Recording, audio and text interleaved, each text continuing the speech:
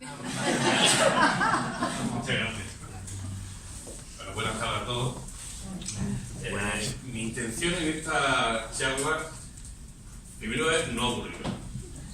Si hay algún alérgico a la fórmula, prometo que no hay ninguna, no os preocupéis, no va a haber reacciones adversas en ese sentido. Pero mi intención con esta charla es invitar a una reflexión sobre la ciencia, sobre el papel de la ciencia en el mundo actual y hacer una pequeño repaso de la historia de la ciencia moderna, por así decirlo.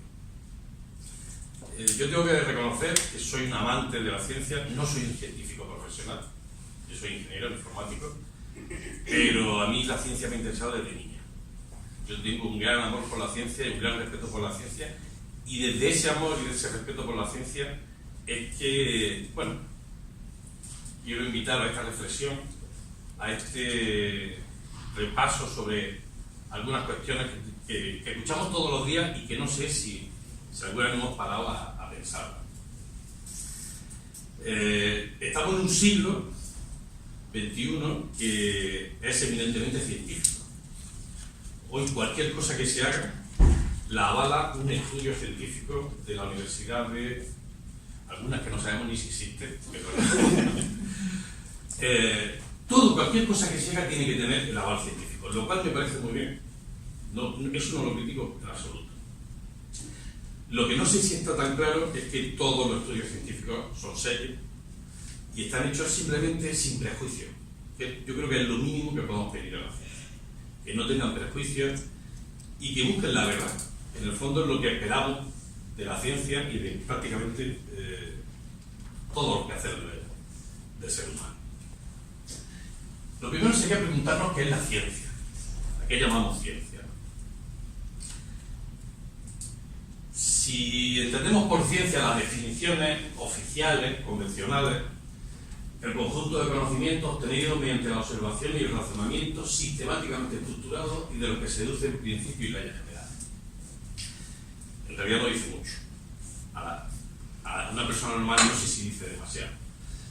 Me gusta más la segunda definición, que es entender la verdad. Comprender nuestro mundo, comprendernos a nosotros mismos, comprender los acontecimientos y, yo diría más, incluso comprender las causas. Ese es un problema filosófico para la ciencia, porque a veces se describen los fenómenos, pero no sé si se describen las causas. Por ejemplo, la gravedad es un fenómeno evidente. Si dejo esto caer, no hay que hacer mucho, cae. Ese es el hecho. Se puede describir a qué velocidad cae, con qué aceleración, con 1000 fórmulas matemáticas que nos pueden parecer más o menos interesantes. Pero ¿por qué cae? Creo que también es una pregunta interesante. Creo que es más interesante incluso que a qué velocidad cae. La ciencia ha dado respuesta recientemente, desde principios del siglo XX para acá, ha dado respuesta a eso, pero incluso hay distintas versiones. Eso creo que es ciencia. No solo describir el fenómeno, sino intentar comprender las causas. Dos elementos esenciales para la ciencia: los hechos objetivos y observables. Objetivo, creo que es algo, en principio, irrenunciable para la ciencia. No puede depender del punto de vista del observador, no puede depender de su estado de ánimo, de la observación, de una serie de cosas. No puede depender de su prejuicio, evidentemente. Si hay prejuicio en la ciencia, difícilmente puede ser objetiva. Para esto tenemos también un problemilla añadido que planteó la física cuántica, y es que la clave de la mecánica cuántica es que el observador condiciona la realidad. Entonces tenemos un problema con la ciencia que habrá que encontrar la forma de resolverlo. Y en cuanto a hechos observables, habría que definir qué es observable. Porque hay hechos, la materia oscura, por definición es no observable. Resulta que se estima que es aproximadamente un 20% del universo. La materia observable, la que nosotros esta materia, es un 4 o 5% del universo. El 80 o 70 y tantos por ciento restante es energía oscura, que ya si la materia oscura no es observable, imaginar la energía oscura. Entonces, de nuevo, la ciencia se encuentra ante un desafío de qué es observable y qué es inferible, qué podemos suponer que existe en base a uno a priori, que es el problema de esta cuestión. O sea, hay cosas, elementos, hechos, que no son directamente observables, sino que podemos inferir que ocurren por los efectos que causan. Pero claro, si deducimos en base a los efectos son consecuencias de unas causas. Las causas pueden ser distintas. Ahí es donde los dogmas científicos pueden tener un problema. El método científico. Esto es rigor científico, creo que incuestionable. Lo primero es la observación. Observamos un hecho, observamos un fenómeno. Intentamos que sea objetivo. Intentamos ser objetivos en la observación. Ante el hecho, formulamos una hipótesis, una posible explicación de lo que estamos viendo, de lo que estamos observando. Una posible explicación. No estamos diciendo que sea la única y cerrada. ¿Por qué me detengo aquí? Porque a veces nos quedamos en el punto 2. A veces lo que es una hipótesis se convierte en una teoría incuestionable. Después de la hipótesis viene la fase de experimentación. ¿En qué consiste? Hemos observado un fenómeno, hemos elaborado una hipótesis, una posible explicación del fenómeno, y ahora intentamos reproducir el fenómeno para comprobar que se cumple lo que hemos pensado. El siguiente paso es la demostración o refutación de la hipótesis. Se trata de, en base a la experimentación y al conocimiento que podamos tener de esa experimentación, llegar a la verdad o falsedad de la hipótesis. O sea, de esa posible explicación que hemos construido. Consecuencia de eso, tendremos una tesis o teoría en la que, digamos, está demostrada y es incuestionable. Aquí podéis leer una cita de Stephen Hawking y creo que es muy interesante. Cualquier teoría física es siempre provisional, en el sentido de que es solo una hipótesis, nunca puede ser probada. ¿Por qué digo esto? Porque, como veremos a continuación, la evolución científica siempre ha pensado, los científicos de cada momento han pensado que tenían la verdad absoluta. No he podido hablar con ellos, pero supongo que Copérnico, Galileo, Newton, Einstein estaban convencidos de que lo que habían encontrado era cierto, y lo era, hasta que vino alguien que dijo que no. O sea, los dogmas incuestionables, las afirmaciones cerradas, las teorías completas de la ciencia son todo menos eso que acabo de decir. O sea, son la mejor explicación que tenemos para lo que conocemos, para lo que vemos, hasta que viene alguien, hasta que otra persona con un talento mayor, o otro punto de vista, nos da una explicación que se ajusta más a la realidad. Esto, en realidad, desde mi punto de vista, es el espíritu esencial de la ciencia. La ciencia vive de la evolución, vive de no conformarse, vive de no cerrar capítulos, sino mantener los capítulos abiertos y seguir trabajando y seguir investigando. Hay una anécdota que un físico americano, Michelson, le escribía, esto a finales del siglo XIX, le escribió una carta a un colega europeo lamentándose de que la física había llegado al final. Ya no había más física, ya estaba todo explicado y solo se podían hacer pequeños ajustes a finales del siglo XIX. Su colega europeo, que no sé quién fue, le contestó con un dibujo, un garabato, y le dijo: yo en realidad pinto como Tiziano, solo pequeños ajustes es lo que me separa del tema. Un poco esa es la posición. Creo que es muy acertada. Esa humildad de decir, mira, sabemos lo que sabemos o lo que queremos saber, pero queda mucho por investigar.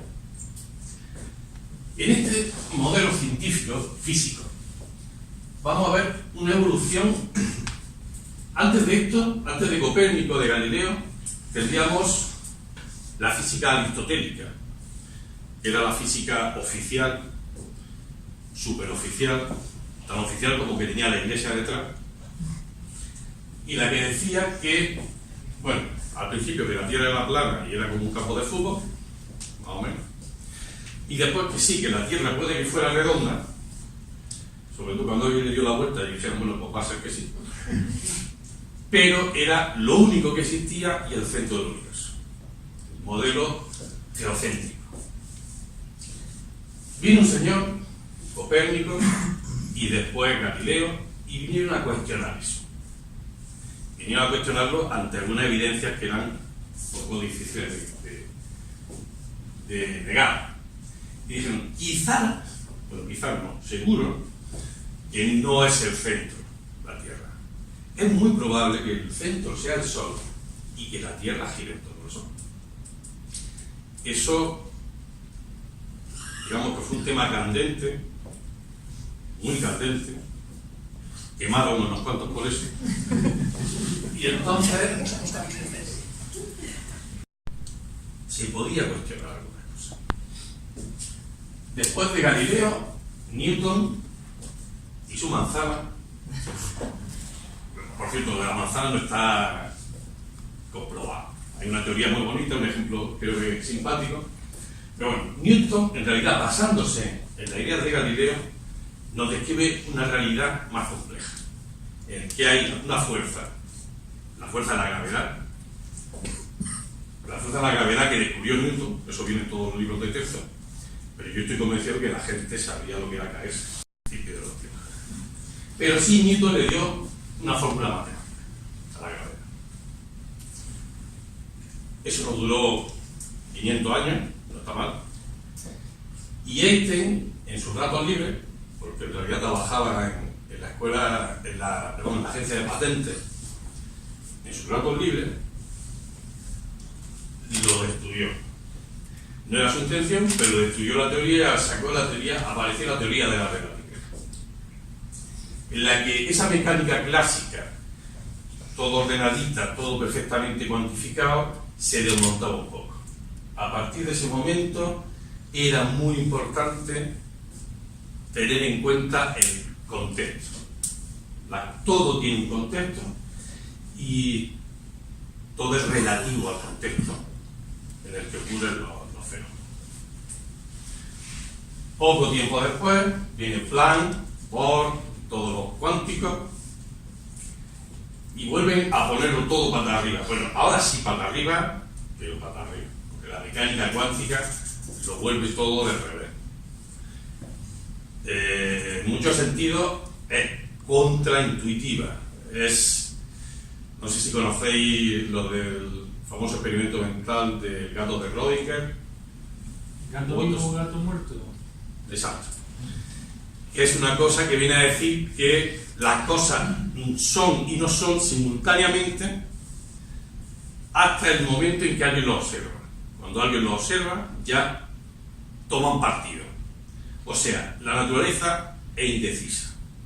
No se pone de acuerdo, y cuando ve que la están mirando, dice, vale, ahora me decido.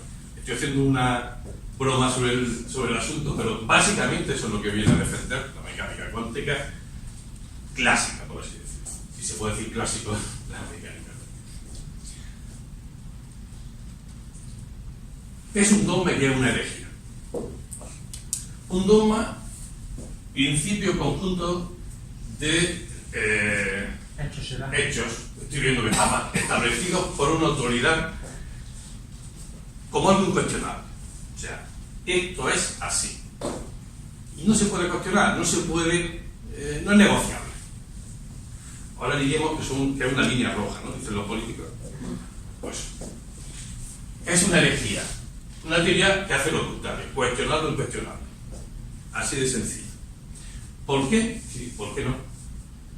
Quizás algunas cosas, si alguien no se atreve a cuestionarlas, pues se ven como ciertas cosas que no son. Ese famoso cuentecito del rey desnudo, ¿no? A veces podemos estar viendo todo algo que parece evidente que es, pero como la verdad oficial no es esa, pues todos tenemos que simular que no lo estamos viendo. Esta es una cita de Bertrand Russell que creo que es muy interesante. El problema de la humanidad es que los estúpidos están seguros de todo y los inteligentes están llenos de dudas. Resume muy bien el principio de dogmatismo y de herejía. Los herejes, se puede ser hereje afirmando, siendo igual de dogmático, pero eso no nos interesa. Creo que nos interesan más los herejes que simplemente ofrecen la posibilidad. Abren la puerta a una nueva explicación de la vida y de la naturaleza. Dogma científico. Aquí lo que quiero es plantear una pregunta. Me gustaría que la charla sea un diálogo, que podamos contrastar ideas, y yo voy a plantear algunos de los dogmas oficiales, entre comillas, porque la ciencia no tiene oficialmente dogmas, pero algunos de los hechos incuestionables para la ciencia y abriros la posibilidad de dialogar y de comentar. La naturaleza es mecánica. O sea, las cosas ocurren de manera automática, sin ningún plan, sin ningún fin, sin nada. Las cosas ocurren como en una lavadora, pues le da al botón y pasa. Pero no hay ninguna conciencia, no hay ninguna inteligencia detrás. La materia es inconsciente. Yo diría que la mesa parece inconsciente. Pero si toda la materia es inconsciente, ¿cómo es que nosotros somos conscientes? Si es que no somos, mejor que no somos. Pero la cuestión es que aquí hay un pequeño contrasentido. Lo que la ciencia dice es que el hombre no, todo lo que existe en el universo es materia o energía. Finalmente materia, en distintos estados. Si la materia es inconsciente, ¿de dónde surge la conciencia? Las leyes de la naturaleza son fijas, desde el Big Bang y hasta el final de los tiempos. De ahí podemos entender también que la cantidad de materia, energía, que son inseparables, es fija. O sea, la gravedad siempre es igual, la velocidad de la luz siempre es la misma, todas las leyes físicas que conocemos son siempre las mismas. Lo han sido desde el principio de los tiempos y lo serán hasta el final de los tiempos. Este es un a priori, esto es algo incuestionable. Lo otro, digamos que podríamos encontrar a alguien que lo aceptara, pero este no se lo cuestiona a nadie, o muy poco. Veremos que si hay alguno que se atreve. El problema de esto es que tiene unas consecuencias interesantes. Por ejemplo, antes hablaba de la energía pura y la materia pura. No sé si lo sabéis, pero la explicación de la energía y la materia pura, que yo no sé lo que son, de hecho, no sé si existe, no digo que sí ni que no, digo que no lo sé. El fundamento de la energía oscura, de la materia oscura, es que el universo se expande desde el Big Bang, pero en realidad ya tendría que haber perdido fuerza. La explosión aquella, el petardazo, fue hace muchísimo tiempo. Ya debería estar aflojando, ¿no? Pues resulta que no, que está acelerando, que cada vez se expande a más velocidad. Entonces la explicación para eso es que hay mucha más materia y energía del universo de la que conocemos. Esa es la explicación oficial de la ciencia. Como la materia es fija, no hay más materia y energía que la que se creó en el momento del Big Bang, pues es oscura, no la vemos. Esa es la explicación de la materia y energía oscura. La cuestión es que si la cantidad de materia y energía no es fija, ya hay otras posibilidades para explicar eso. No necesitamos ni a la materia oscura ni la energía oscura.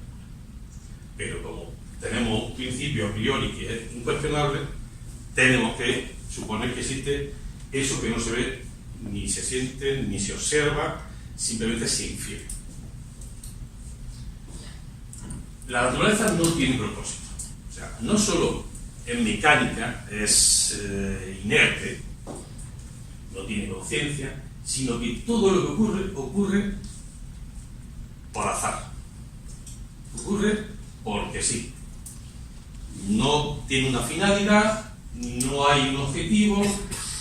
Las cosas que ocurren porque, bueno, pues cuestión de probabilidad. Tiramos una moneda número suficiente de veces y explicamos el universo. O no lo explicamos, porque en realidad, si suponemos que no tiene propósito y que todo es cuestión de azar, pues no hay mucho que explicar. Y la mente es el cerebro, si queréis, consecuencia de la anterior. O sea, la capacidad mental. En realidad, más que el pensamiento, yo diría la conciencia. La conciencia humana es consecuencia de los fenómenos físico-químico-eléctricos del cerebro. Ya comentaba antes que en el segundo punto que es algo complicado de explicar, cómo de la inconsciencia material surge la conciencia, cómo de algo mecánico, inerte, que no tiene actividad, o sea, que no tiene actividad propia, por así decirlo, surge la conciencia, algo tan complejo como la conciencia humana. A mí no se me ocurre una explicación, si suponemos cierto lo anterior. Incluso suponiendo lo cierto, podríamos dudar de que la mente o la conciencia sea consecuencia de la actividad cerebral. Quizá haya otra explicación. Un poquito más adelante os plantearé alguna hipótesis sobre la que podemos discutir, si queréis, al final de mi exposición. Ahora vamos a hablar un poquito de la historia de, yo lo llamaría los mártires de la ciencia, pero está feo llamar mártir a alguien que ha quemado la iglesia, entonces prefiero decir científico. Voy a hablar antes de Copérnico. Aquí he introducido a Miguel Servet, primero porque es español, y creo que tampoco está mal recordar su figura. De Miguel Servet, no sé qué ha pasado. Miguel Servet. Bueno, Miguel Servet fue un maño, un aragonés, nacido en 1509 en una familia sencilla, no especialmente privilegiada, y que tuvo desde niño una gran necesidad de saber, de explicar cosas. Sus grandes trabajos fueron en relación con la teología. De hecho, su gran descubrimiento, que fue, digamos, el primero que explicó la circulación pulmonar o circulación menor, lo hizo dentro de un tratado de teología para argumentar su tesis teológica. Una cosa curiosa de estos primeros científicos del Renacimiento es que, y que coinciden todos, es que eran cualquier cosa menos discreta. O sea, eran polémicos y yo diría que un punto chulillos también. Porque este Miguel Servet escribió una serie de tesis teológicas y su ocurrencia fue mandársela al obispo y desafiarlo a ver si tenía un argumento mejor. Algo parecido a lo que hizo Giordano Bruno, que veremos a continuación. O sea, tímido no es. Quizás por eso tuvieron el valor de llevar su idea hasta el final. Y creo que es algo que tenemos que agradecerle y con lo que tenemos, bueno, rendí un homenaje. Se atrevió a decir que fue mucho más grave que lo de la circulación pulmonar, fue decir que el bautismo debería ser un acto maduro, adulto, consciente. O sea, que cuando alguien se bautizara y entrara dentro del cristianismo, debería ser consciente de lo que estaba haciendo. que eso de bautizar a los niños de serie antes de que puedan decir que no, y no parecía que tuviera mucho sentido. Eso fue una de las grandes cosas por las que lo pusieron, lo ficharon. Y esta cita suya, que creo que es muy interesante: ni con esto ni con aquello estoy de acuerdo en todos los puntos, ni tampoco en desacuerdo. Me parece que todos tienen parte de verdad y parte de error, y que cada uno ve el error del otro, más nadie ve el suyo. Esto es algo que me temo que desde el siglo XVI no ha cambiado. Es mucho más fácil ver el error ajeno que asumir el propio. Giordano Bruno. Bueno, Giordano Bruno fue, para mí, el verdadero primer mártir de la ciencia, más que Miguel Servet, que también, pero Miguel Servet, su trabajo fue teológico. Él estaba luchando a nivel teológico con la doctrina teológica oficial. Bruno, para mí, fue un gran científico, probablemente una intuición brillantísima. O sea, él no pudo demostrar algunas de sus afirmaciones, pero las veía con absoluta claridad mucho antes del contexto de conocimiento que tenemos hoy. Se le ocurrió decir no solo que Copérnico tenía razón y que el Sol era el centro del universo, sino que en realidad era una estrella más, que había millones, infinitas estrellas, y que alrededor de cada estrella había un sistema planetario como el nuestro. Imaginaros la cosa de solo está la Tierra y no hay nada más en el universo, a decir la Tierra es un satélite, un planeta alrededor de una estrella, de los millones de estrellas que hay, de los infinitos soles que hay en el universo. Y en buena lógica dijo: si hay infinitos soles y infinitos planetas, lo lógico es que haya infinitos seres inteligentes que viven en esos planetas. Esto no está demostrado todavía. Supongo que no sé si algún día se podrá demostrar, pero yo estoy absolutamente convencido de una cuestión de probabilidad, una cuestión de matemática básica. Si son no infinitos, pero trillones de planetas en el universo, lo raro y un poco vanidoso también, ¿no? hay que reconocerlo, somos los únicos seres inteligentes del universo. Los que más está el universo, ¿no? Porque tan inteligentes no somos. Esta es una cita de Giordano. Hay un solo espacio general, una vasta inmensidad única a la que podemos llamar libremente vacío. En él están los orbes innumerables como este en el que vivimos y crecemos. Eso es literal de Giordano. Para su tiempo es algo increíble. Increíble en realidad, aquí hay que conocer la historia de Giordano para saber de dónde nació esta intuición. De Giordano sabemos que viajó como un loco, pero como un loco. Si ponéis a ver su biografía, os invito a que lo hagáis. Yo creo que no estuvo más de un año en el mismo sitio. O sea, nació en Italia, al poco tiempo escribió la tesis, se la mandó al obispo, lo desafió, ya hasta empezó con los problemas. Bueno, ingresó en los dominicos, estuvo un año en los dominicos, al poco tiempo montó un pitoste porque a un compañero novicio le dijo que no leyera tanto sobre la Virgen y que leyera cosas con más fundamento filosófico. Claro, cuando se enteraron, los jefecillos del convento, pues imaginaron la cosa como se puso. De allí pasó a París, estuvo en Lyon, estuvo en Ginebra, en Zúrich, se fue a Oxford. En Oxford estuvo, creo que 3 años, que es donde escribió su obra más interesante.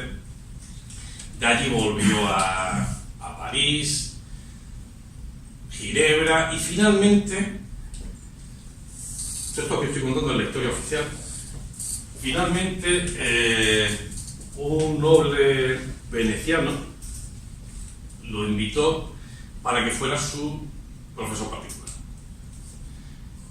Al poco tiempo se ve que no le gustó lo que le enseñaba y lo denunció a la Inquisición. Y ahí empezó el periplo de Giordano. Os decía que esa es la historia oficial porque Yo sospecho que Giordano tuvo más viajes de los que se cuentan, o que conoció a gente de la que no nos hemos hablado, no han quedado pruebas documentales, porque algunas de sus teorías son una locura para su tiempo. ¿De dónde pudo sacar Giordano esa idea cuando todavía se estaba cuestionando si la Tierra era el centro del universo, si era lo único que existía en el universo, como aquel que dice? Giordano aparece con esa idea. ¿De dónde pudo sacar eso? Y eso es solo una parte. De Giordano sabemos que estudió hermetismo. Estamos hablando del Renacimiento, y en Italia el hermetismo estaba empezando a estudiarse con gran pasión, ¿no? Los primeros textos de Hermes Trismegisto llegaron y hubo mucho movimiento, la escuela neoplatónica, todo el ambiente filosófico neoplatónico. Florencia estaba viviendo, el Renacimiento italiano estaba poniendo en cuestión muchas cosas. ¿Dónde y con quién estuvo estudiando Giordano? No lo sé, pero estoy convencido de que tuvo que tener una influencia que no nos contaba.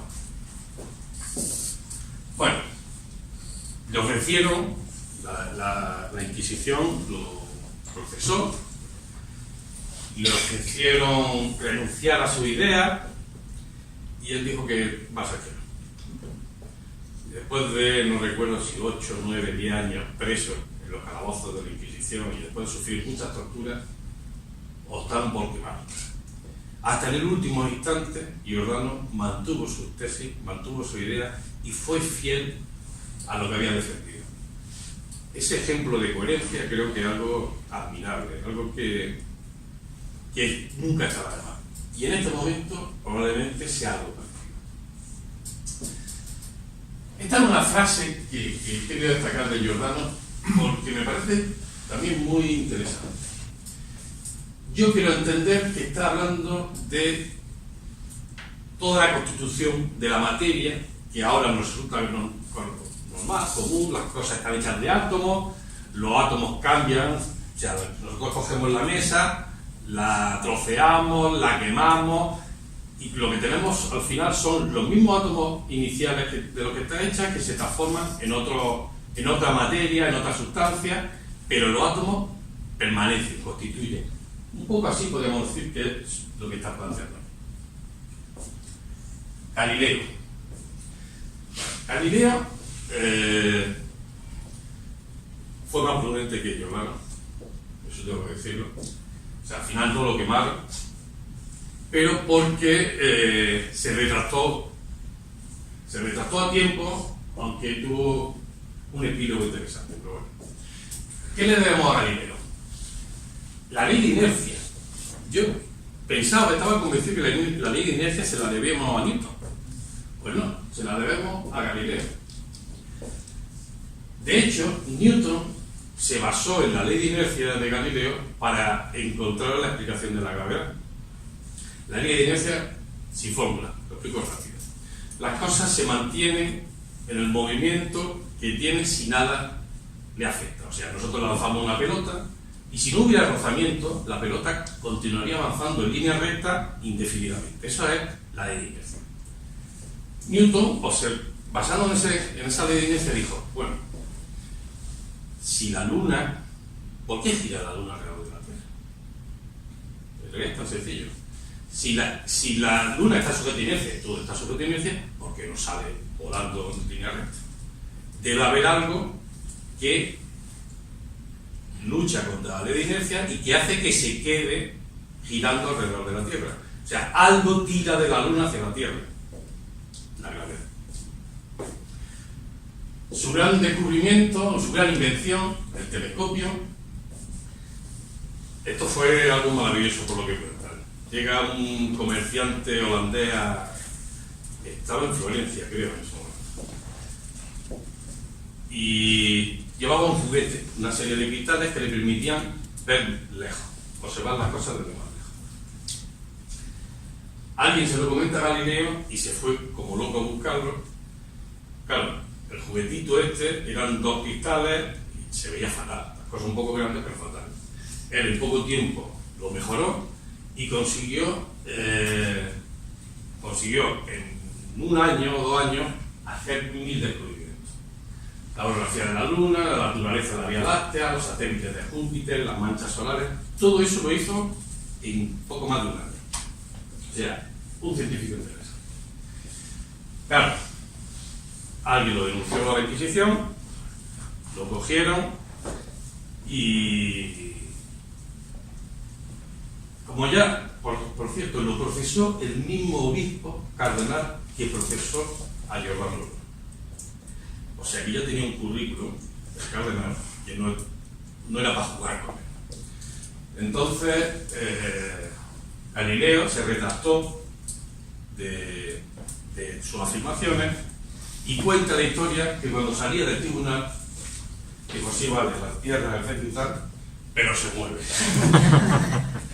Y se ha quedado esa frase para la historia de y sin embargo se mueve. O sea, sí, todo lo que tú quieras, pero esto es. Y me gusta esta cita que he puesto aquí de Galileo porque creo que representa muy bien su espíritu. No me siento obligado a creer en un Dios que no ha dotado de inteligencia, sentido común y raciocinio y tenga como objetivo privarnos de su uso. O sea, si nos da la capacidad de investigar, de descubrir, ¿qué hacemos? ¿Nos aguantamos y nos callamos? Bueno, vamos a hablar ahora de la versión moderna de estos científicos herejes.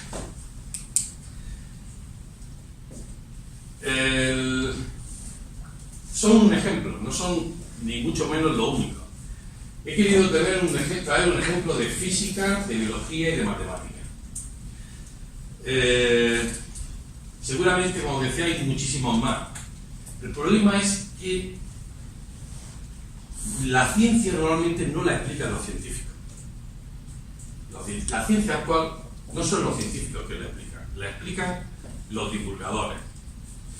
Los divulgadores son normalmente periodistas, con todo mi respeto no estoy diciendo que los periodistas sean malos, pero no son científicos. Yo no sé si conocen, yo creo que no conocen en profundidad el espíritu que hay detrás de las investigaciones de los científicos, sobre todo los punteros. Difunden la ciencia en base a su idea preconcebida, no quiero llamarlo de prejuicio. Entonces es posible que haya grandes científicos, valientes científicos actuales, que no conocemos simplemente porque no hay ningún divulgador que hable de ellos. Sencillamente. Es muy probable que haya muchos más de estos 3 ejemplos que os traigo. Hablemos de David Bohm. Este es físico, experto en teoría cuántica, descubridor del efecto Bohm-Aharonov y colega de Einstein. El efecto Bohm-Aharonov es una cosa un poco complicada de explicar, no voy a aburrir con eso. Lo más interesante de Bohm son su interpretación de la mecánica física cuántica. Como decía al principio, la mecánica cuántica explica lo hecho cuántico como azaroso. En realidad hay una serie de probabilidades, pero el azar es lo que está detrás de todo lo que ocurre. Bohm plantea otra hipótesis. ¿Y si lo que llamamos azar son variables ocultas? Elementos que no conocemos. Y estamos llamando azar a causas que no conocemos. Eso podría ser una explicación. De hecho, a mí me cuadra más que la explicación azarosa mecánica. Él habla de un orden implicado y un orden explicado. ¿Qué sería esto? Una idea un poco, creo que interesante. El orden explicado es lo que vemos, lo que ocurre, los acontecimientos. Todo lo que podamos percibir es el orden explicado. El orden implicado, en realidad, podríamos verlo como un sustrato por debajo de la realidad conocida, por debajo o por encima, depende del punto de vista, que sería la causa que está detrás de los acontecimientos. Si estuviéramos hablando de filosofía en lugar de ciencia, diríamos que es el mundo de la idea de Platón. No sé si os suena, pero resumiéndolo mucho, las cosas que vemos son consecuencias del arquetipo, de la forma perfecta que está detrás. En realidad, el orden explicado es una posible expresión del orden implicado. La causa real, lo que de verdad existe, es el orden implicado. También dio un modelo holonómico del cerebro, con esa palabra un poco rara, pero bueno, lo resumo también mucho. El cerebro es mucho más que la unión de muchas neuronas, muchísimo más. De hecho, las neuronas son el sustrato sobre el que ocurren los efectos de lo que llamamos mente. Y en realidad la mente está en todo el ser humano. No hay un trozo del cerebro que sea donde está la memoria. La memoria no está en estas dos celulitas, no está en estas dos neuronas, sino que todo, como un holograma. Sabéis que un holograma contiene, cualquier trozo del holograma contiene toda la imagen completa. No sé si lo sabéis. Vosotros cogéis un holograma, cortáis un trocito y ese trocito contiene toda la imagen completa. O sea, la información no está almacenada, localizada, sino que está en el todo. Esto en muchos sentidos se ha comprobado. Se ha comprobado la plasticidad del cerebro en muchos sentidos. Se ha comprobado que no se ha encontrado exactamente una zona de la memoria. No se ha encontrado en qué neurona está guardado mi número de teléfono, que cuando recuerdo miro en ese cajoncito. Sino que es un sistema mucho más complejo y mucho más holístico. Os pongo aquí una cita también de David Bohm, que creo que es inspiradora. Muchos creen estar pensando cuando están simplemente reordenando sus prejuicios. Eso a mí me hizo meditar. Cuando creo que estoy pensando, en realidad estoy dando de vuelta a las mismas ideas de siempre, o estoy siendo creativo, estoy yendo un poco más allá de los pensamientos comunes. Rupert Sheldrake, biólogo, escritor, y sus ideas fundamentales son, los campos mórficos y la resonancia mórfica.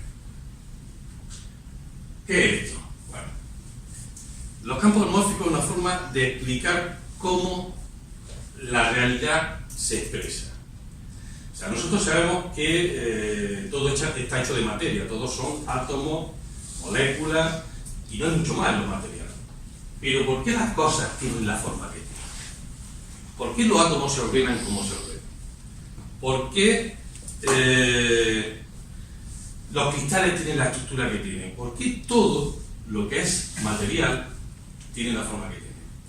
Y aún un paso más. En los seres vivos, el ADN, la genética, explica, esto es un pseudodogma, yo diría un dogma completo. O sea, el ADN lo explica todo, los genes lo explican todo. Somos como somos por la genética. Pero el problema de la genética, de los genes, es que lo que en realidad informan, procesan, es cómo se generan las proteínas. Cuando se activan o no se activan determinadas proteínas, pero no mucho más. Y eso no explica todo en un cuerpo humano. Para empezar, no explica la forma. Todavía no se ha encontrado cuál es la relación genética de la forma del cuerpo. No se ha encontrado. O sea, el ADN nos dice que al cuerpo que genere proteínas, pero cómo se usan esas proteínas, cómo se ordenan, cómo se estructuran, eso no lo ha explicado el ADN. Sheldrake propone una explicación que es los campos mórficos. ¿Y qué son esos campos mórficos? En realidad son una estructura que está implícita en la naturaleza, en el universo. O sea, las formas son preexistentes. La materia sería algo así como... ¿habéis visto alguna vez este experimento que se hacía en el colegio de poner un papel, un imán y la limadura de hierro? Y uno echa la limadura de hierro y coge una forma que es la que le induce el campo magnético. Pues algo así sería un campo mórfico. Es un campo que condiciona cómo la materia se organiza, se ordena en todo lo que era, en todo lo que existe. A eso añade otra idea muy interesante, que es la de la resonancia mórfica. La resonancia mórfica es estos campos mórficos, pero colectivos. Imaginar que hay una resonancia mórfica, la memoria colectiva. Es algo así como el archivo central en el que está todo registrado. De manera que, en realidad él lo explica como los fundamentos de los instintos y sobre todo los comportamientos grupales. ¿Por qué una mariposa que nace y tiene 12 horas de vida sabe cómo tiene que actuar, sabe cómo tiene que comportarse? La genética no hay. Eso yo lo digo seguro. ¿De dónde ha aprendido? Los seres que están recién aparecidos. ¿Cómo es? Bueno, hay un experimento muy curioso que se ha realizado bastante veces. Se entrenan una rata en Londres para resolver un laberinto. ¿No? Típico experimento de la rata recorriendo el laberinto. Pues cuando se entrena varias veces a la misma especie de rata, coge otra rata de otra especie en otro punto del mundo y aprenden 10 veces más rápido a resolver el mismo laberinto. Hay algo de la memoria de la especie que se queda y no es genético. Eso serían los campos mórficos. Pero la resonancia mórfica. Consecuencia de eso, él mantiene que la conciencia es universal, no es exclusiva del ser humano. Todo participa de la conciencia. En realidad, la conciencia del hombre sería una forma concreta de la conciencia universal. Sería algo así como, salvando la distancia, en nuestro cuerpo hay átomos de hierro, de carbono, de oxígeno, del sustrato universal de átomos de hierro, carbono y oxígeno. Nuestros átomos pertenecen a eso. Nuestra conciencia sería un aspecto de esa conciencia universal. Y los campos mentales, que es una cuestión muy sencilla. Si la mente existe, de momento podemos suponer que existe, el órgano que explicaría la mente sería el cerebro, no lo que lo genera. Probablemente sea al revés. Probablemente la mente genere el cerebro. Y genera un campo que va más allá del cerebro. Eso explicaría esas cosas raras que tenemos, por ejemplo, no sé si alguna vez ha pasado a vosotros, sentir que alguien te está mirando por la espalda, volverte y alguien te está mirando. No sé si os ha pasado a vosotros, a mí sí me pasa. Se explicaría cómo la interacción de los dos campos mentales, el campo mental de que te observa con el tuyo. Esas cosas que para la ciencia física no tiene una explicación sencilla. Bueno, voy terminando, no aburráis. Para terminar, Roger Penrose. Penrose es un matemático físico. No es demasiado conocido, fuera del ambiente así más friki de la matemática, pero bueno, fue el que trabajó con Stephen Hawking ayudándole en la construcción matemática de sus teorías. Penrose se define a sí mismo como platónico, o sea, no engaña a nadie. Él concibe la vida desde un punto de vista platón, o sea, las matemáticas no son un invento humano, sino que simplemente describen una realidad que existe per se, no son consecuencia de la actividad de la mente humana. Bueno, yo conocí a Penrose por un libro que se llama La nueva mente del emperador, que es, para mí, apasionante.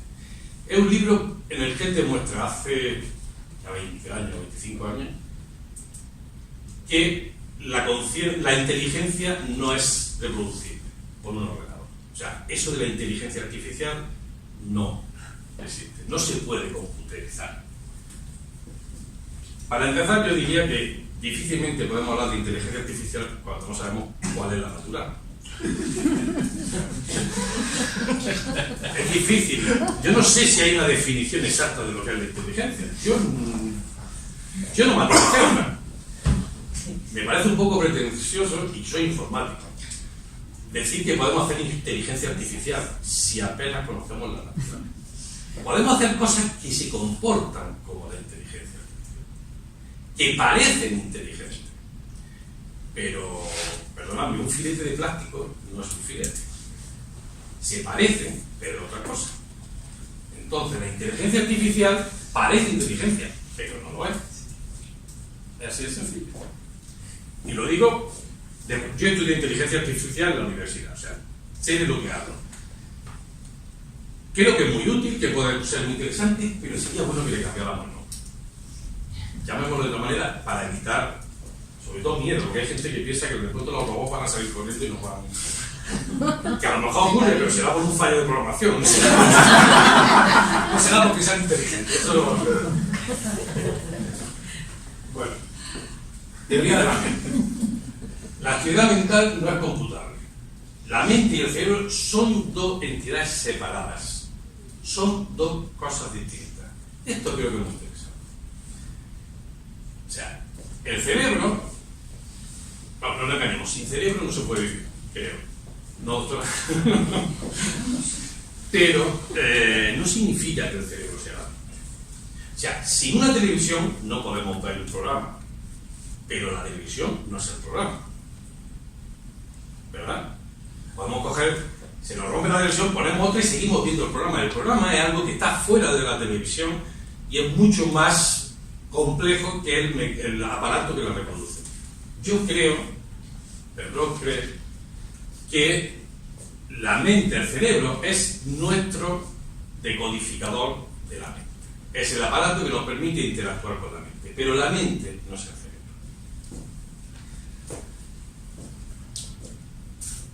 La teoría de los eones ahora ya parece normal, pero cuando la dijo al principio no estaba muy bien vista. Él dice que este universo es uno más de los infinitos universos que han existido y de los infinitos universos que existirán. O sea, el Big Bang es uno de los Big Bang que han existido y que existirán. El universo continuamente nace, se expande, se contrae, desaparece y vuelve a aparecer y se inicia de nuevo el ciclo. Pues ese debió decir eso. Bueno, antes de que empiecen a aumentar los bostezos, quiero terminar con alguna energía científica. De llamar energía científica en realidad son indicaciones. O sea, trabajemos como en esta hipótesis. Quizá las cosas sean así. No digo que lo sean. Quizá las cosas sean así. El paradigma holístico. El todo es mucho más que la suma de las partes. La mente es mucho más que la suma de las neuronas. La realidad es mucho más que la suma de las cosas que vemos y que interaccionan. En realidad, el todo justifica la existencia de las partes. Entender la dualidad. La realidad es una: materia, energía, espacio-tiempo, alma-cuerpo. Cuando hablamos de materia y energía, no estamos hablando de dos cosas, estamos hablando de una, en dos estados. Una que no sé si es materia o energía o es materia y energía. No está la materia o la energía, sino que están completamente unidas. El espacio y el tiempo es exactamente lo mismo. ¿Por qué no el alma-cuerpo? ¿Por qué no hay ese orden implicado y ese orden explicado? Porque en el orden implicado, en el orden implícito del ser humano, sería eso que podemos llamar alma, espíritu, lo que queráis. Y su orden explicado sería el cuerpo que vemos. Como eso podemos trasladarlo a muchos aspectos de la vida. La mente no es computable, ya lo he dicho. Estoy convencido de ello. Y la ciencia encuentra a Platón. Creo que esto es el meollo de la cuestión. Creo que desde ese punto de vista, eso sí es un paradigma que creo interesante tener presente. Tener presente que este mundo que vemos, que conocemos, con el que interactuamos, probablemente, muy probablemente, sea consecuencia de otro mundo. No digo igual, sino este es una sombra de otro. Ese mundo de la idea de Platón creo que puede ser una hipótesis interesante para explicar muchas cosas. Bueno, con esto termino, no quiero cansaros con más cosas. Sí me gustaría que, si tenéis preguntas, si tenéis alguna cuestión, la comentemos, porque he dicho muchas cosas, probablemente algunas muy apresuradas. Me gustaría saber vuestra opinión. Muchas gracias.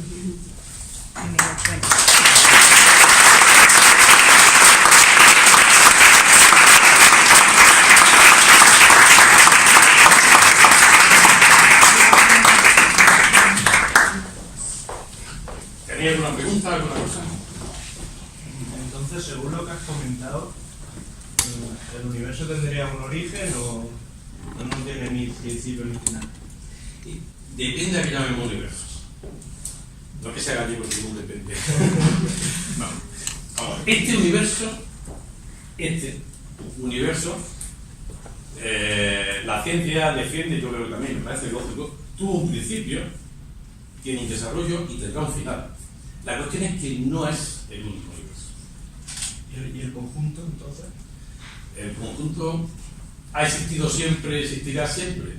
Supongo que sí. El problema es que cuando nos ponemos en esta dimensión, hablar de siempre es un tema delicado, porque si no hay tiempo, hablar de siempre es complejo. O sea, ¿cuánto dura la no existencia? Pero si no hay tiempo, no sé cómo medir lo que dura. ¿Entienden? Sí. Hay teorías que dicen que el tiempo es una ilusión Es que es una invención humana. Hombre, lo de la invención humana, eso ya lo veo más complicado. O sea, que sea algo distinto de lo que percibimos, probablemente. Pero una invención humana, aunque el ser humano no existiera, el sol saldría y se podría. Eso es lo que le hemos llamado nosotros tiempo. El tiempo, una de las reflexiones, bueno, aprovecho para invitarte a un café de filósofo. ¿Cuándo es lo del tiempo? 1 de junio. Creo que promete, es un tema apasionante. La cuestión es, ¿se mueve el tiempo y nosotros estamos quietos? ¿O el tiempo está quieto y nosotros nos movemos por él? Esos son dos puntos de vista sobre una misma realidad y creo que darán mucho juego. No te puedo dar una respuesta ahora inmediata. Te lo pongo como invitación para que lo pienses. Interesante. Referente a que la ciencia, haciendo referencia al último punto respecto a que la ciencia encuentra a Platón, con eso se refiere a que la ciencia o ese, voy a llamarlo así, espíritu crítico científico que sale del dogmatismo científico, se realiza. ¿Por qué se realiza con Platón? ¿Por qué se realiza con Platón? O sea, ¿por qué se realiza con Platón y no con Aristóteles? Con otro filósofo. Con Aristóteles. O sea, con Aristóteles sería más... Correcto. Ya tenemos experiencia, venimos de ahí. ¿Por qué con Platón? Mira, esencialmente, simplificándolo mucho, porque se desmaterializa. No es tan materialista. No es solo lo tangible, observable, mecánico, la explicación de las cosas, sino que se abre la puerta a una explicación de algo distinto. En realidad una explicación a que muchos fenómenos que parecen azarosos tengan una causa, tengan un sentido, tengan un origen y tengan un destino, no sean simplemente el resultado de tirar los dados. Yo lo planteo como hipótesis. O sea, no digo que sea absolutamente así, pero ¿y si lo tenemos en cuenta? Y empezamos a investigar pensando que quizás las cosas tienen un porqué. Es que claro, el problema que veo en esta trascendencia de Platón, para mí uno de los filósofos más importantes que han existido es Heidegger. Y el planteamiento de la ciencia evolucionando y que básicamente pues podríamos decir que genera un vacío en esa trascendencia idealista que genera Platón en la ciencia. A mí me resulta muy difícil crear ciencia después de Heidegger, de esa caverna eterna de la que se sale y se llega a otra caverna y de la que se sale y se llega a otra caverna continuamente, que hay esa evolución científica, ¿no?, que ha ido sucediendo a lo largo de la historia y que seguirá sucediendo, y no solo en la ciencia, sino en la filosofía, sino en todo, ¿no? Y ese es el principal punto de oposición que le veo a... Pero es que no sé si te he entendido. Eso decía esa etapa de salir de una caverna para meterse en otra, Eso es producto de la trascendencia del espíritu crítico. Bueno, trascendencia, espíritu crítico. Yo no lo veo así. No creo que con Platón no creo que lo explicara así. No, sí, desde luego que no. Pero, o sea, esto es más... Yo creo que en realidad lo que se trata, cavernas, bueno, sí, podemos decir que hay muchas cavernas, pero no es que una esté a continuación de otra, están una dentro de otra. Yo creo que el trabajo del científico honesto, que lo que busca es conocer la verdad, es acercarse a la puerta de la caverna. No digo ya salir, Platón diría que sí. Yo digo acercarse a la puerta y que la luz que te llegue de la puerta de la caverna sea la más natural posible y no tanto la luz artificial que hay en el fondo de la caverna. ¿Eso se conseguirá alguna vez? Espero que sí. No va a ser mañana, desde luego. Pero ese modelo de conocimiento creo que es, para empezar, más óptimo. Sí, desde luego. Lo cual no es mala cosa como está el mundo, ¿no? Entonces, ya te digo, lo planteo si quieres como inspiración. Así lo veo. Yo creo que ¿Hay más preguntas? ¿Lo dejamos aquí? podría, ¿no? Sí. Quería comentar, ¿sería conveniente que la filosofía inspirara a la ciencia o que la ciencia sigue siendo una parte independiente, ya que el método científico sirve para lo que sirve? No sirve para explicarlo todo. Vale la pena, no entendiéndolo como contaminación, pero que la filosofía entre ahí dentro. Este es un dilema interesante. Nuevamente, es un dilema interesante, pero creo que es ficticio. Esto probablemente empezó, seguramente con Aristóteles. No, yo no tengo nada en contra de Aristóteles. La cuestión es, ¿por qué separar tanto las cosas? A mí me encantan los científicos del Renacimiento. No he hablado de Leonardo da Vinci, que quería haber hablado, pero es que no quería cansarlo. ¿Por qué hay que estudiar filosofía o ciencia? ¿Por qué matemática o física? ¿Por qué no integrar en vez de separar? Yo no digo que con las matemáticas se pueda uno ponerse como aquel loco a demostrar la existencia o no existencia de Dios. Me parece un absurdo. Pero ¿por qué filosofía y ciencia tienen que estar separados como compartimentos estancos? ¿Por qué no puede haber una comunicación? Hablaba antes de la inteligencia artificial. Ahora mismo los proyectos punteros de inteligencia artificial, de machine learning, de aprendizaje profundo, de todas esas técnicas punteras de inteligencia artificial, están formadas por equipos muy heterodoxos, en los que hay filósofos, lingüistas, psicólogos, matemáticos, informáticos, físicos, y son los que están consiguiendo los mayores avances, porque tienen una perspectiva mucho más amplia. Si uno se pone la orejera, pues sí, a lo mejor ve muy lejos, pero muy estrecho.